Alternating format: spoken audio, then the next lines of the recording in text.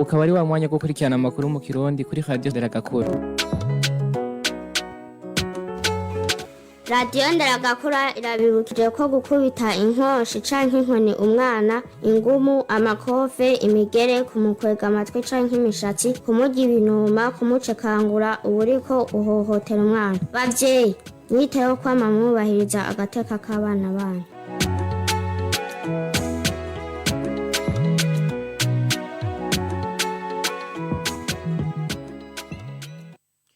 Mwiriwe mwebwe muteze yompi Radio Nderagakura, ubu n'umwanya w'amakuru mu Kirundi nayo akabagizwe n'ingingo nkuru zikurikira. Imigenderanire y'u Burundi na Leta Zunze Ubumwe za Amerika ngo yarateye imbere ndetse n'agateka kazina muntu karubahirizwa kuruta muri iyi myaka 2 iheze. Ivyo byabuzwe n'ubuserukira ico gihugu mu Burundi Melanie Higgins hari nyuma y'umubonano yahawe n'umushikiranganje wa mbere Gervais Ndirakobuca kuri uyu wa kabiri. Mu gisata c'indero abakozi bagiye mu karuhuko k'izabukuru muri uko kwezi ngo bazoba basubirijwe mu kwezi kw'icenda. Byashikirijwe n'umushikiranganje w'indero n'ubushakashatsi François Habyarimana hari mu kiganiro yatanze mu ntara ya Ngozi kuri uyu wa mbere. Nayo mu gisata c'amagara y'abantu ngo abana bari bitezwe gucandagwa indwara y'ubukangwe mu isekeza riheruka ngo baracandazwe ku rugero rushimishije. Ivyo vyemezwa n'umunyamabanga ntayegayizwa mu bushikiranganje bw'amagara y'abantu Olivier Nijimbere. Mu kanya gato idonido.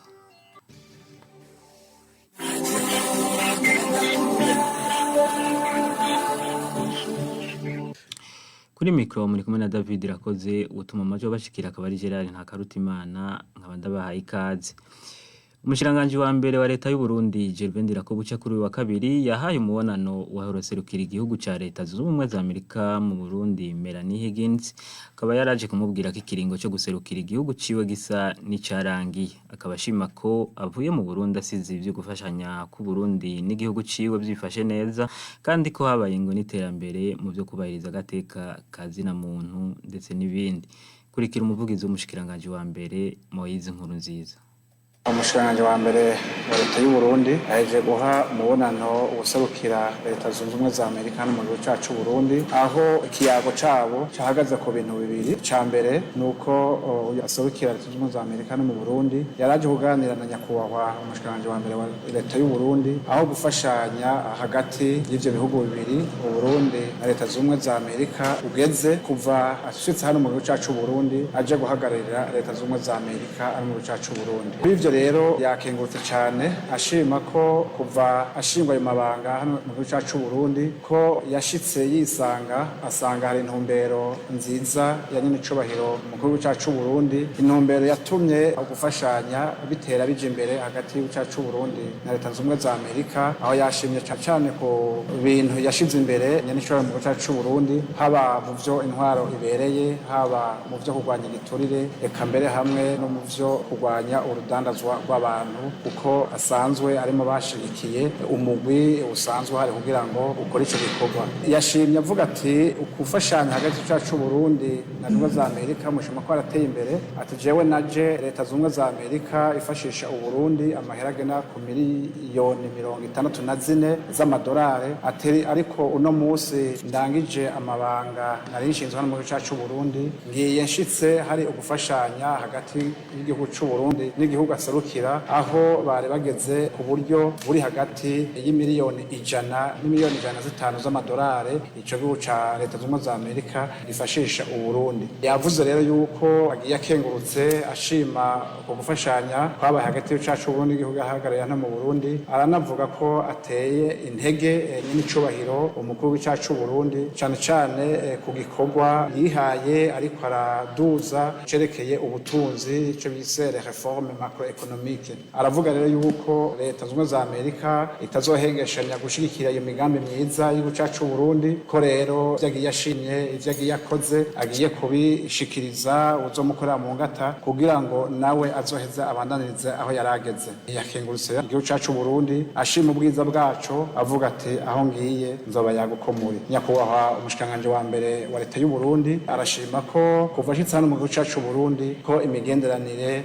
no gufashanya vyateye vyiyongera amukengurukira rero yuko yakoze neza cyane kandi uburundi buzoguma bumuharura ko bumukengurukira anagenda amubwiye ati ivyo wagomwe ivyo wabonye ati ni vyiza urabishikiriza gukora mu ngata atariko nitubuze n'utundi twoba tukitugoye atariko nitwaronka ubuzosura mu ngata atahura intumbero ya nyine icubahiro umukuru cacu Burundi ko umurundi wese aronka ico ashira ku munwa akanwa ico ashira mu mufuko ati nta nkeka ko uburundi buri kumwe na leta zunze ubumwe za Amerika n'abandi basanzwe bafata mu mugongo kw'iryo hangiro izigenza yihaye uburundi bizorishika.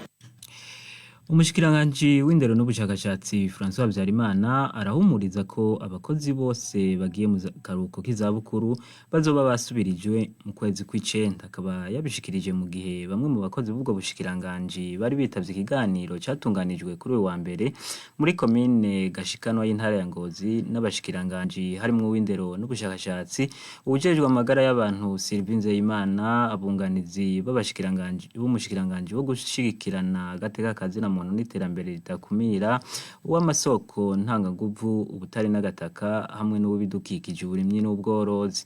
Intumbero kukaba kwari ukumviriza bene gihugu kubijanye n'ibisata barongoye. Umushikiranganje François Habyarimana akaba yavuze ko umwe wese azosubirizwa n'uba aho yahora akorera. Ni inkuru dukesha Eric Yarankunze. Muri ico kiganiro n'abene gihugu bo muri komine Gashikanwa mu ntara ya Ngozi umushikiranganje w'indero n'ubushakashatsi François Habyarimana yarakeje abakorera mu gisata c'indero kuko umwaka w'ishure w'ibihumbi 2022 ushira w'ibihumbi 2023 wagenze neza muri rusangi. Umushikiranganje François Habyarimana akaba yaboneye akaryo ko gutera kama abanyeshure bimirije gukora ikibazo ca leta gitanga uburenganzira bwo kuja muri kaminuza c'uyu mwaka w'ibihumbi 2023 kucitegurira neza kugira bazoronka amanota meza. Yongera bibutsa ko atavyo kongera amanota bikibaho uzoronka urupapuro rw'umutsindo rwa leta bita diplome d'etat mu rurimi rw'igifaransa ari uzoba yashikanye ibice 50% batarinze kongera. Bamwe mu bitavye ico kiganiro bakaba barashatse kumenya nimba mu kwezi kw'icenda hatazokwibonekeza ubukene bw'abigisha mu mashure mu gihe hari abatari bake bagiye mu karuhuko k'izabukuru. Uyu mwaka hagiye mu karuhuko k'izabukuru abakozi benshi. Ubwo mu kwezi kw'icenda mu ntango z'umwaka twokwizera yuko amashuri yose azoba afise abigisha bakwiye. Kuri ico kibazo umushikiranganje w'indero n'ubushakashatsi François Habyarimana arabahumuriza ko umwaka w'ishuri uzotangura catorewe umuti. Ukuri no bizeza yuko mu gisata c'indero atabwo badufise ko mu kw'icenda tuzoba twisuganije. Dufise abakeneye akazi benshi. Abagira baje mu zabukuru bararenga ibihumbi 200. Urumva yuko rwagwaruka rwacu rugiye kuronka akazi. Nimba hari abagiye mu zabukuru ngaha mu ntara ya Ngozi n'abazobasubirira bazova ngaha nyene mu ntara ya Ngozi. Mu gisata c'amagara y'abantu abene gihugu babajije ikibazo c'imiti kama bibaza ko yobifise ingaruka mbi ku magara y'abantu. Hari benshi aho uciye hose akubaza ati umuti w'ishano akakwereka umuti. Umwara kubwira ngo igikombe ubundi umwikiko ariko vyose bikarangira vyonone amagara y'abantu murakoze. Kuri ayo makenga umushikiranganje w'amagara y'abantu Sylvie Nzeyimana yamenyesheje ko hari abavuzi iyo miti kama bazwi n'ubushikiranganje bw'amagara y'abantu aca basaba ko mu kwitura abo batanga imiti kama bobanza kubaza ko bazwi n'ubushikiranganje bubijejwe babereke n'impapuro zibemerera gutanga iyo miti. Akaba yabasavye ariko ko bobanza kwitura abaganga imbere yo kwitura abo bavuza imiti kama. Mu bushikiranganje bw'amagara y'abantu imiti y'ikirundi turayemera, hariho n'igisata kijejwe gutunganya neza ibijanye no kuvuza imiti y'ikirundi ariko tukayemera ikoreshejwe n'abantu tuzi. Nukuvuga rero ngiye ngira ko ntera nakamo umuntu agiye gusaba umuti w'ikirundi yobaza uwo muntu ari karamuvura ko tumwemera. Ikindi kibazo cabajijwe ni kijanye n'ubukene bw'igitoro bwibonekeza aho bene gihugu babajije igihe kizotorega umuti. Kuri ico kibazo umunganizi w'umushikiranganje w'amazi meza amasoko ntangaguvu butare n'agataga Felix Ngendabanyikwa avuga ko leta iri kiragitorera umuti biciye mu bikono binini vyo kukibikamwo bizokubakwa mu ntara zitandatu. Ikibazo c'igitoro nagomba ntange umuti urama gusa muri leta bamaze gushikako n'indinganizo yamaze gufatwa kuko hari n'amasezerano tumaze gusinyiranira n'abazobikora mu kubaka ibigega binini by'ibitoro mu ntara zitandatu kugira ngo ikibazo c'ibitoro dufise muri no misi kize gitora umuti mu misi iza atari mu misi miremire cyane kuko tuvugana n'abazobikora baravuga yuko mu mezi ashika 8 baba baheje kubaka ayo matangi yose manini ajamwe amaritiro menshi. Ku kibazo kijanye n'abafisa mikoro make batavugwa ku buntu mu mavuriro mato mato umwunganizi w'umushikiranganje ajejwe gushigikirana Tantine Nshuti n'amagara yamenyesheje ko bene abo bantu babafasha mu kubaha udukarata two kwivurizako abene gihugu bakaba barabajije kandi ikibazo kijanye no guteza imbere igisata c'uburimyi aho basaba kuronswa imashini zo kurimisha umwunganizi w'umushikiranganje ajejwe uburimyi n'ubworozi Emmanuel Ndoricimpa akaba bahumuriza ko uwo mugambi wo kuzana imashini zo kurimisha leta igiye kuwushira mu ngiro. Eric turagushimiye. Kuri uwa mbere niho koperative Pedeco yaho dushimwe abana bakoze neza gusumba abandi ku ishure shingiro rya Buterere ya kabiri ni muri commune Ntahangwa mu gisagara ca Bujumbura. Nkuko vyamenyeshejwe na Terence Sibomana arongoye iyo koperative ngo bifuza ko abana bokura bakunda higanwa kandi bakazofasha n'abatoyi babo. Akavuga ko muri kazoza bifuza ko igikorwa nk'ico bokirangurira no mu yandi mashure. Ahmad Masud mugira neza.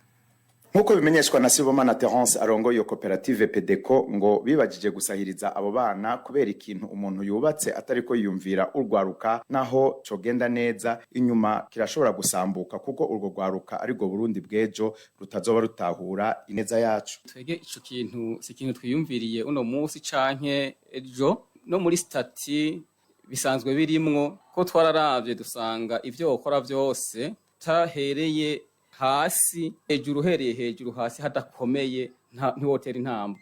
Koperative rero yacu mu mfunyapfunyo ariyo Pedeco mu majambo yose ni pépinière pour le développement complet mu gifaransa. Tugereranije mu Kirundi naho indimi zigoye gusigura twovuga ko ari ituta y'iterambere ryuzuye. Ni ukuvuga rero ugomba gukora ikintu cose uhera ku ituta canke ku mushinge gutyo ituta ryawe ubonye rimeze neza urakuramo ingebe nziza ukazocuronka ivyamwa vyiza kuko tubikoze ugwaruka ntiturushigikire ejo tumaze kurengana bo bisenyura kubera atababaza akamaro kavyo ico gituma tubiyegereza cyane gose. Ako kaganuke kahawe abo bana kakaba kakiriwe neza n'abarezi hamwe n'abarongoye ishuri nkuko vyemezwa n'umwigisha arongoye abandi maîtresse responsable Claudine Nkunzimana. Twe twavyakiriye neza cyane kubona dutegwa iteka nkiri tugasaba yuko nubundi bogaruka twaryohewe cyane haba ku bana haba ku barezi ya ishure ryose twaryohewe cyane. Ekanando Yezu Yohani aserukira abavyeyi kuri iryo shuri avuga ko bahimbawe n'ico gikorwa kuko kizotuma abana barushiriza guhiganwa muri kazoza. Iyo nkuru nziza no kuri twayakiriye neza Imana ihezagire ino shira hamwe nukuri nk'uruhande rw'abavyeyi kw'izina ryanje n'izina ry'abavyeyi bose turakengurutse cyane. Biratweretse yuko abavyeyi bari ngaha abana bari ngaha wabonye akanyamuneza kabaranze. Iyo ngabirano rero turose iradukabuye iratweretse yuko ejo canke hirya y'ejo mu mwaka utangura aha abana bagiye gukora ibikorinka bazohiganwa gusumba. Kubwa Alain Barampama nawe yari yaserukiye mu stanteri wa commune Ntahangwa yashimye cyane ico gikorwa ahamagarira n'ayandi makoperative akorera muri iyo commune kwigana ako karorero. Twebwe nk'abari mu ntwaro kikwa nk'iki turagishima cyane gose kandi dukengurukira iyi koperative yo yiyumviriye gushigikira ugwaruka ruri mu mashuri. Iki gikorwa ni igikorwa gihambaye kubera ko kiraheza kigahimiriza abana gushiramo ingoga mu vyiga vyabo. Tuboneyeho akaryo keza ko guhamagarira n'ayandi makoperative kugira ngo ashobore nayo nyene kuba yokora igikorwa nk'iki citeka. Mbere si niki cyonyene cyo gutanga udushirukabute hageze nuko umwaka w'ishuri utangura n'abandi bashobore kugira ico bafashije abana baba bakeneye intebe zo kwicarako. Mwomenya ko abarongoye iyo koperative bipfuza kwagurira ico gikorwa no kuyandi mashure y'igihugu. Umukozi wa leta wese ategereza kwerekana ico yakoze. Ubu mwaka nzokara ndababwira kuva mu kwindwi bahora bavuga ngo ndakara nzokara abadashaka gukora batuviremwo twebwe twikorere twe dushaka gukora mugabe ibinebwe turavyasa bazokora kubikora basange nabikoze ko babaye ibinebwe ari je muca mubaza sivyo agira muja kubaza ngo directeur general ngo neva ntaca tumariye ibaze yacumuye je ndara ntaryamye nkora na wundi ari iryamiye ibereye mu kabare bagaca bavuga ngo ni neva taca amazi nanje uwo muntu yankwegeye muzojagira sekeza akaba yamenyesheje ko abana batashikiriwe muri iryo sekeza bazoca bacandagwa muri kurikira. muri rusange twavuga ko igikorwa cagenze neza kuko twashoboye gucandaga abana twari twiteze ku rugero rurenga 100%, ariko naho biri uko dufatiye ku vyigwa byashe bikurikira ivyo twita mu gifaransa enquête, turabona yuko hariho uburere bw'ubuvuzi bumwe bumwe butashoboye gushikira ihangiro. Twari twifuza ko uburere bw'ubuvuzi bwose bwoshikana n'imiburiburi ibice 95%. Iryo hangiro rero twarashoboye kurishikira mu burere bw'ubuvuzi bugera ku 28, no kuvuga ibice 57%. Twari twiteze gucandaga abana bashika 2,731,432, ariko muri rusangi mu gihugu cyose twashoboye gucandaga abana barenga gato 3,000,000. Nivyo hariho intara canke uburere bw'ubuvuzi bumwe bumwe usanga tashikiriye ihangiro. Twasanze rero hariho abavyeyi bataratahura neza akamaro k'incanco, byaribonekeje muri iyo sekeza ko ari abavyeyi banse ko abana babo bacandagwa, cyane cyane abavyeyi bari mu madini amwamwe nk'abasohoke, abazebiya n'abandi, usanga bivanye no kwemera kwabo, mugabo novuga nti nukujuragirika kuko ntibaba baratahura neza akamaro k'urucanco. Urucanco nago twatuzi neza ko ari bwo buryo bwonyene buzotuma duhagarika ikiza catwinjiranye. Abana batashikiriwe kuri iki kiringo ca mbere bazoronswa incanco masekeza akurikira, ariko ico nagomba nongere ko nuko nuwaronse urucanco kiringo ca mbere n'ubundi arimwo mu bazoronswa urucanco ubugira kabiri n'ubugira gatatu. Nico gituma rero nitwava ngaha tuza guca turabira hamwe ivyokorwa kugira ngo isekeza rikurikira rya kabiri n'irya gatatu rize rigende neza, abana bose baba abaronse urucanco n'abataruronse bazibaruronswe, tuze dushikira ihangiro twihaye kugira ngo dushobore guhagarika iki kiza camaze kutwinjirana nkuko nari nabivuze. Abenegihugu basabwa kwirinda ingwara y'igituntu na cyane cyane igituntu kitumva imiti tuberculose multiresistante mu kutegera abakigwaye hamwe no mu kwipimisha mu gihe bumvise ibimenyetso by'iyo ngwara. Izo mpanuro zitangwa na muganga Kwizera Jules arongoye ikigo Sanatorium mu Kibumbu kivurira abagwayi gituntu muri komine Kayokwe mu ntara ya Mwaro. Amenyesha kandi ko iyo gituntu bakibuze mu gikororwa umuntu atoca heba gufata imiti n'ibindi bipimo ngo kuko igituntu gifatira mu bihimba nka byose by'umubiri. Sanze umuntu aje ngahaye ijya miti babasanzwe bafata ku gituntu cumva imiti byoroshe turayihindura tugashiramo iyindi. Ugiye kubiraba usanga imiti bafata ngahaye ari imiti myinshi ishobora no gushika ku ndwi ugereranije n'igihe bafata yo ku gituntu cumva imiti byoroshe. Hari ibimenyetso novuga nk'inkorora banashaka rimwe rimwe ugasanga harimo n'igikororwa gishobora kuba kirimwo amaraso. Ikindi gishobora kuza guhema nabi, kubabara mu gikiriza navyo nyene birimwo, gucika intege, konda cyane, ugasanga umuntu yatakaje ibiro bivaye n'ivyo yahora afise, kubira indugumba cyane cyane ku mugoroba. Tumenyereye igituntu kije mu mahaha ariko cyashobora kuja n'ahandi nko mu magufa canke nko mu gihimba kiri hagati y'amahaha n'urukoba, ahandi gishobora kuja hirya no hino y'umutima, ivyo twita pericardite tuberculose mu nyamazuru no mu bwonko, ishobora gushikayo mu muti g'umugongo, mu bimba vy'irondoka hamwe no mu nda. Umuntu ashobora gupima narya amazi yo mu nda karaba yuko atagituntu coba kirimo dukoresheje birya bipimo nagiye ndababarira. Ivyo byose umuntu aheza abipime co kimwe. Manuro tubatekera ngahaye turababarira yuko kugira ngo bafate imiti neza kizira kuyerera. Hari abashobora kuja hanze ugasanga yagiye kunywa inzoga kandi asanzwe ari ku miti. Bino mpanuro tubaha ni gufata imiti neza kuko naho bayifata n'imiti igoye gufata, ifise izindi ngaruka mbi nyinshi, mugabo turabizeye tukabwira yuko uwayifashe neza kira. Ibindi navyo teza tukababwira mu kugerageza gufungura neza. Umuntu agwaye igituntu adafungura neza ntaheza ngo akire. Kurabira hamwe ingene igihugu cy'u Burundi coronka ishusho kiranga mu bijanye n'akaranga hamwe n'ivyo bamukera rugendo bakenera, niyo ntumbero y'inama yatunganijwe kuri uyu wa kabiri n'ubushikiranganji mu byo bujejwe harimo igisata cyo bamukera rugendo. Umuyobozi w'igisata cyo bamukera rugendo Jacques Bigirimana akaba yavuze ko iyo shusho niyamara gutogwa kemezwa izotuma igihugu kimenyekana kikongera kigahurumbirwa kuruta uko byahora. Kurikire Jacques Bigirimana. Hatunganijwe inama yo kurabira hamwe ingene igihugu cyacu cy'u Burundi coronka ishusho ikiranga mu bijanye n'akaranga, mu bijanye n'ivyo ba mukerarugendo isi yose bakenera. rero twebwe dusanga bacerewe muri kano karere turimo ibihugu byose. Iryo shusho riranga ivyo bihugu, riranga ishusho, riranga akaranga, inguvu ivy'igihugu kiri barabifise, ico bita image de marque touristique. Nobabwira nk'akarorero muri Tanzania aramaze kuronka image touristique yabo, Rwanda aramaze kuronka image touristique yabo. Image touristique ni nk'ivyo mubona uvuze mu Faransa bakwereka Tour Eiffel, ijya ni image touristique yo mu Faransa. Twebwe natwe igihugu gifise akaranga, gifise nico kiranga, tutabifise tuba harico tubuze, kandi birafise akamaro gakomeye kugira akaranga muntu mpuzamakungu, kugira akaranga muntu yubashwe n'amakungu, kugira akaranga muntu bakikubona bacamenya uriwe ico uri, ubwiza bukuriko n'akamaro maze. Sinibaza yuko ari ikintu cyo gufatanya neza. Hariho ibintu bizoshobora kwerekana bitwavyumvikanako bizonatuma mbere tunamenyekana kurusha kanahurumbirwa kutwo vyaho. Amavuriro y'amakomine atandukanye y'intara ya Ruyigi hamwe n'itonorero ry'ikawa ryubatswe muri komine Nyabitsinda ni zimwe mu nyubakwa zizokwinjirwa muri kuno kwezi kwa Mukakaro kwahari kwikukira ku Burundi. Ivyo vyavuzwe kuri uyu wa kabiri n'umunyamabanga mwishikira mu biro bya Buramatari w'intara ya Ruyigi Nkunzimana Valeri, agahamagarira bene igihugu biyo ntara kwijukira ibikorwa by'iterambere mu gukorera mu mashira hamwe n'amakoperative kugira ngo iyo ntara irushirize gutera imbere.